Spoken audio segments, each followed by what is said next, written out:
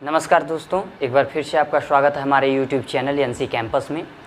दोस्तों, हम लोग मध्यकालीन इतिहास में पढ़ रहे थे मुग़ल काल। मुग़ल काल में हम लोगों ने पहले मुग़ल शासक बाबर के बारे में पढ़ा, फिर बाबर के उत्तराधिकारी हुमायूं के बारे में पढ़ा। कुछ उसी दौरान कुछ वर्षों का एक अल्पकाल रहता है सूर्यवंशी शासक शेरशाह सूरी का, उसके बारे में हम लोगों ने पढ़ा। फिर शेरशाह सूरी के बाद अगले हुमायूं के पुत्र, अगले महान शासक कहा जाने वाला बादशाह, मुग़ल बादशाह अकबर के बारे में आज हम लोग पढ़ेंगे। दोस्तों, जैसा कि हम लोग जानते हैं कि जब सूर्यवंशी शासक शेरशाह सूरी से जब पराजित होकर के हुमायूं अपना निर्वासित जीवन बिता रहा था, तो उस दौरान अमरकोट के राजा राणा वीर साल के यहाँ जाकर के पनाह लेता है और वहीं अकबर का जन्म होता है 1542 में हमीदा बानो बेगम के गर्भ से। हुमायूं जब फिर से पुनः भारत पर आक्रमण करता है और दिल्ली पर अपना कब्जा जमाने के लिए युद्ध में संघर्षरत रहता है, तभी वह पहले जाता है काबुल और कंधार पर आक्रमण करता है और कंधार और काबुल पर अभियान करने के दौरान ही उसकी मुलाकात होती है बादशाह यानी कहे जाने वाले उसके अगले उत्तराधिकारी अकबर से। अकबर का वहीं पर नाम पड़ता है मोहम्मद जलालुद्दीन अकबर। जलालुद्दीन मोहम्मद अकबर नाम पड़ता है अकबर का, और नाम डाल करके पुनः फिर हुमायूं चला जाता है। हुमायूं अगला अपना अभियान में लगा हुआ रहता है और जब वह भारत पर आक्रमण करने की तैयारी कर रहा होता है तो अकबर को सर्वप्रथम गजनी का सूबेदार नियुक्त कर दिया जाता है। और अकबर को सूबेदार नियुक्त करने के बाद जब दिल्ली पर कब्जा हो जाता है तो दिल्ली पर कब्जा करने के बाद उसे पंजाब की एक बड़ी जिम्मेदारी दी जाती है और पंजाब का उसे सूबेदार नियुक्त कर दिया जाता है। उसी दौरान 1556 में सिकंदर सूर का दमन के दौरान, उस समय वहाँ दमन की कार्रवाई में अकबर लगा होता है, तभी उसको खबर मिलती है कि उसका पिता जो कि हुमायूं बादशाह रहता है, अकबर का पिता, उसकी मृत्यु हो जाती है। यह खबर सुनकर के वहीं पर इसका एक जो मुख्य विश्वास पात्र संरक्षक होता है बैरम खान। बैरम खान वहीं पर ईंटों का सिंहासन बना करके पंजाब के गुरदासपुर के कलानौर स्थान पर उसका वहीं पर राज्याभिषेक कर दिया जाता है और अगला उत्तराधिकारी यानी कि अगला मुग़ल बादशाह घोषित कर दिया जाता है अकबर को। अकबर को अगला बादशाह घोषित कर दिया। जब वहाँ पर आक्रमण करता है तो अकबर 1556 से 1560 तक इसका जो यहाँ पर ये शासन हुआ करता था। तो पानीपत का द्वितीय युद्ध, जब वहाँ मृत्यु हो जाती है हुमायूं की, तो सूर्यवंशी शासकों ने एक बार फिर से पुनः दिल्ली और आगरा पर कब्जा कर लेते हैं और दिल्ली पर आक्रमण कर देता है आदिल शाह। जो सूर्यवंशी शासक था आदिल शाह, उसका प्रधानमंत्री हेमू के बारे में कहा जाता है कि हेमू अपने जीवन में 22 लड़ाइयाँ लड़ चुका होता है और 22 में उसे हार का सामना नहीं करना पड़ा था। किसी भी लड़ाई में हार का मुंह नहीं देखना पड़ा था। वो 22 की 22 लड़ाइयाँ अपने जीवन की जीत चुका था। और उसी दौरान जब वह आगरा और दिल्ली पर कब्जा कर लेता है तो पानीपत का द्वितीय युद्ध होता है अकबर और हेमू के बीच में। और वहीं पानीपत का युद्ध जब होता है तो वह भी लड़ाई जीतने के कगार पर, ऐसा कहा जाता है कि हेमू वह भी लड़ाई जीतने के कगार पर होता है, लेकिन अचानक से एक तीर आकर के हेमू की आंख में लग जाती है। जब हेमू की आंख में आकर के वो तीर लग जाती है तो उसकी जो विजय होती है वह पराजय में बदल जाती है और वह हाथी के हौदे से कहा जाता है कि गिर जाता है नीचे और वह लड़ाई पानीपत का वह द्वितीय युद्ध हेमू हार जाता है। हेमू के इसी वीरता और साहस की वजह से ही उसके जो सूर्यवंशी शासक आदिल शाह उसे विक्रमादित्य की उपाधि, किसकी? विक्रमादित्य की। यह अस्मरणीय तथ्य है, इसको आप लोग याद रखेंगे कि आदिल शाह ने ही हेमू को विक्रमादित्य की उपाधि से नवाजा था। तो जब यहाँ पर विक्रमादित्य यानी हेमू को विक्रमादित्य की उपाधि दी जाती है और हेमू वह लड़ाई हार जाता है, उसके बाद दिल्ली पर और आगरा पर पुनः कब्जा हो जाता है मुग़लों का और मुग़ल बादशाह बनकर के उभरता है अकबर। अकबर अपरिपक्व होता है, उसका जो विश्वास पात्र होता है बैरम खान, उसके पिता हुमायूं ने उसे उसका संरक्षक नियुक्त किया हुआ रहता है। तो यहाँ पर बैरम खां का जो संरक्षण काल माना जाता है 1556 से लेके 1560 तक, 1560 तक इसे बैरम खां का संरक्षण काल माना जाता है। बैरम खां फारस के शिया संप्रदाय से संबंधित था और इसका बहुत ही प्रभुत्व हुआ करता था मुगलों के ऊपर। जब 1556 में अकबर जब शासक नियुक्त होता है तो बैरम खां उसका एक महत्वपूर्ण अंग बन जाता है, यानी कि इसको हम लोग 1556 से 1560 तक बैरम खां का भी एक प्रभुत्व मानते हैं। उसका भी पूरा अकबर के ऊपर पूरा प्रभुत्व होता है। कोई भी अगर शासन प्रशासन में किसी भी प्रकार की वह अपने स्वयं से निर्णय नहीं लेता है, बल्कि बैरम खां की उसमें अहम भूमिका होती है और हस्तक्षेप होता है। तो इस तरह से ये आगे चलते रहता है और भी जौनपुर और भी जगहों पर अकबर जो है अभियान करता है, वहाँ पर जो विद्रोह होते हैं उनको दबाता है। इसी कड़ी में बैरम खां की ईमानदारी के कारण उसे संरक्षक खाने खाना की पदवी से सम्मानित किया जाता है, यानी कि जो उसकी ईमानदारी होती है, ईमानदारी से प्रभावित होकर के उसे संरक्षक खाने खाना की पदवी से नवाजा जाता है, यानी सम्मानित किया जाता है। अकबर के ही कहने पे 1561 ईस्वी में अकबर के कहने पर बैरम खां मक्का जाने को तैयार हो जाता है। वह शिया संप्रदाय से होता है तो वह मक्का जाने के लिए तैयार हो जाता है और उसी दौरान जब वह रास्ते में जाता है तो गुजरात के पाटन नामक स्थान पर, गुजरात में पाटन नामक स्थान पर मुबारक खां द्वारा उसकी हत्या कर दी जाती है।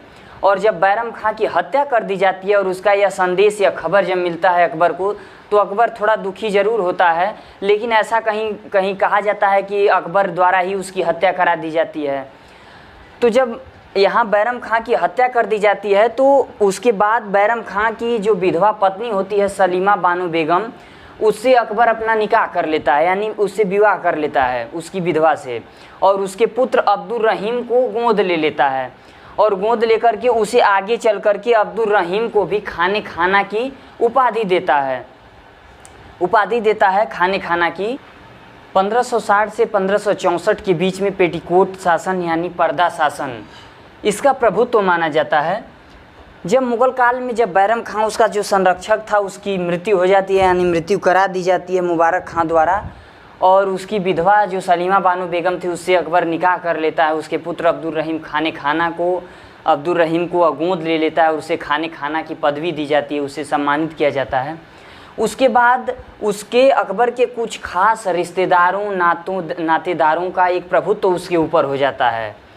वह उनके माध्यम से, उनके द्वारा जो भी शासन में जो निर्णय लिया जाता था, अब उनकी उसमें भूमिका अहम होने लगी थी। तो इसी को पेटीकोट शासन यानी पर्दा शासन कहा जाता है। 1560 से 1564 की जो काल के बीच में जो निर्णय थे उसके रिश्तेदार विश्वासपात्र लोग उसमें शामिल हुआ करते थे। जैसे उसमें महामनगा, उसका पुत्र आदम खां, जीजी अनगा और दिल्ली का राज्यपाल शिहाबुद्दीन प्रमुख थे। इन लोगों की भूमिका हुआ करती थी अकबर के किसी भी निर्णय में। वह राज्य काज में जो भी निर्णय लेता था इन लोगों का उसमें पूरा हस्तक्षेप होता था। अब आदम खां और महामनगा की मृत्यु के बाद 1564 में ख्वाजा मुअज्जम को मृत्युदंड दे दिया जाता है। कहा जाता है कि उसे हाथियों द्वारा रौदवा करके अकबर मरवा डालता है। तो जब ख्वाजा मुअज्जम को मृत्युदंड दिया जाता है तो इस गुट का जो प्रभाव था वो पूर्ण रूप से समाप्त हो जाता है इस शासन का। और इसी पेटीकोट शासन के दौरान ही, पेटीकोट शासन के अंतर्गत ही मालवा गोंडवाना का क्षेत्र भी मुगलों द्वारा जीत लिया जाता है। अब आगे हम लोग देखेंगे अकबर के जो राजनीतिक अभियान थे। जब पर्दा शासन यानी पेटीकोट शासन का जब अंत होता है तो राजनीतिक अभियान अपना शुरू करता है अकबर, और सर्वप्रथम वह मालवा पर अपना आक्रमण करता है, यानी मालवा का अभियान करता है। मालवा का अभियान कब करता है? 1561 से 62 में। 1561 में जब वह मालवा पर अभियान करता है, मालवा पर अभियान करके वह बाज बहादुर, मालवा का जो शासक होता है बाज बहादुर को बुरी तरह से पराजित कर देता है। और मालवा बहुत ही धन संपदा से बहुत ही रिच होता है। मालवा के पास बहुत सारे ढेर हीरे मोती जवाहरात जैसे, और वहाँ पे बहुत धन संपदा होता है, जिसको मुग़लों के हाथ में बहुत ज़्यादा ही धन संपदा हाथ लग जाती है उनके। इस तरह से बाज बहादुर को बुरी तरह से वो पराजित कर देता है और बाज बहादुर की जो पत्नी रूपमती वो अपने सतीत्व की रक्षा करती है और अपने सतीत्व की रक्षा करते हुए जहर खा करके अपनी प्राणों को न्यौछावर कर देती है, अपनी प्राण त्याग दे देती है। आज रूपमती की जो समाधि है वो उज्जैन में स्थित है। यह एक आप लोगों को स्मरणीय तथ्य है कि जो मालवा का जो शासक था बाज बहादुर, उसकी पत्नी जो रूपमती थी अपनी जौहर कर लेती है, जहर खा करके अपने प्राण दे देती है अपने सतीत्व की रक्षा के लिए। तो रूपमती की जो समाधि है वो उज्जैन में स्थित है। इस तरह से जब आगे फिर बाद में क्या होता है, बाज बहादुर अकबर का अधीनता स्वीकार कर लेता है और अकबर आगे चल करके बाज बहादुर को 2000 का मनसब प्रदान करता है और बाज बहादुर को उसका राज्य लौटा देता है। उसके बाद आमेर और मेड़ता का अभियान करता है। सर्वप्रथम राजपूतों पर यहीं पर जो है राजपूत अकबर के साथ वैवाहिक संबंध स्थापित करते हैं। कहा जाता है कि अकबर का बहुत ही मैत्रीपूर्ण रहता है राजपूतों के साथ। जो उसका शासन प्रशासन व्यवस्था था राजपूतों के साथ काफ़ी मैत्रीपूर्ण था। तो आमेर और मेड़ता का जो राजा था भारमल या बिहारी मल ने सर्वप्रथम जो राजपूत शासक था सर्वप्रथम इसी ने अधीनता स्वीकारी थी मुगलों की और अपनी पुत्री भारमल ने अपनी पुत्री हरखा बाई का विवाह अकबर के साथ कर दिया और यहीं पर वैवाहिक संबंध को स्थापित करता है। भारमल यानी बिहारी मल अपनी पुत्री हरखा बाई का विवाह कर देता है अकबर के साथ और विवाह करने के बाद अकबर ने भारमल के पुत्र भगवान दास को उच्च मनसब प्रदान करता है, उसको अपने राज्य में उच्च मनसब प्रदान करता है। और 1562 में मेड़ता के दुर्ग पर अकबर ने अधिकार कर लिया। 1562 में अकबर मेड़ता पर अधिकार कर लेता है और मेड़ता का दुर्ग एक जागीरदार जयमल राठौर के हाथों में था और वहाँ पर कब्जा कर लेता है अकबर। जयमल राठौर वहाँ से अपनी जान बचा करके 1562 में वह भाग जाता है, मेवाड़ के राणा उदय सिंह के यहाँ जाकर के शरण ले लेता है। मेवाड़ का जो शासक थे उदय सिंह थे और उदय सिंह के यहाँ जाकर के यह अपना शरण ले लेता है जयमल राठौर और यहाँ पर अधिकार हो जाता है किसका, अकबर का अधिकार हो जाता है। फिर अकबर अगला जो अभियान था गढ़कटंगा या गुंडवाना का 1564 में गढ़कटंगा या गुंडवाना का अभियान करता है। यह एक स्वतंत्र राज्य था। कहा जाता है कि संग्राम शाह यहाँ का जो शासक हुआ करता है संग्राम शाह रहता है और यह एक स्वतंत्र राज्य था। यहाँ की संग्राम शाह जो शासक था उसकी विधवा पत्नी रानी दुर्गावती यहाँ की रानी होती हैं और उनका अल्पायु पुत्र वीर नारायण का शासन था यहाँ पर। और यहाँ पर मुगलों ने आक्रमण कर दिया और मुगल जब आक्रमण करके यहाँ पर आसम खां के नेतृत्व में यहाँ पर अभियान चलाया जाता है और नारायण शाह को वीर नारायण को पराजित करके रानी दुर्गावती को पराजित कर दिया जाता है और गढ़कटंगा या गोंडवाना का राज्य को जीत लिया जाता है। अकबर उस समय इस अभियान में नहीं शामिल हो पाता है क्योंकि वह उस समय उज्बेकों के दमन में वह गया रहता है, उज्बेकों से उसका सामना हो रहा होता है।